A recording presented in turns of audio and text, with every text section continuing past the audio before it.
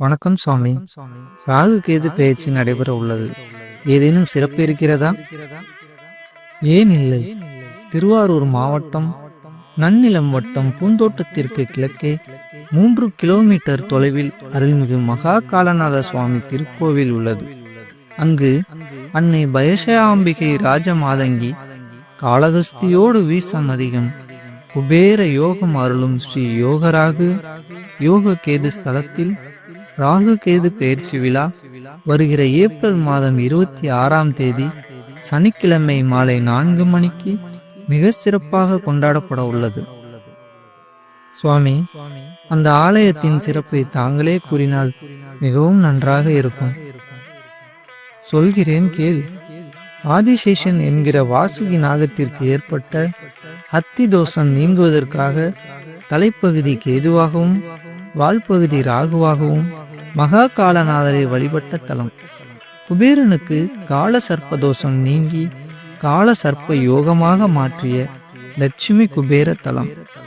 ஒருவருக்கு ஜாதக கட்டத்தில் ராகு கேது எந்த இடத்தில் இருந்தாலும் அதனை யோக பலனாக மாற்றி அருளும் மங்கள தலம்.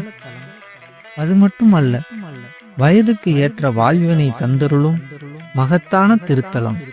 திருமண வாழ்க்கை, புத்திர பேறு, உத்தியோகம், வேலை, தொழில் மேன்மை, கல்வி அறிவு, ஞானம், செல்வ வளம், ஆயுள், ஆரோக்கியம், அதிர்ஷ்டம் ஆகிய அனைத்தையும் தந்தருளும் அற்புத திருத்தலம்.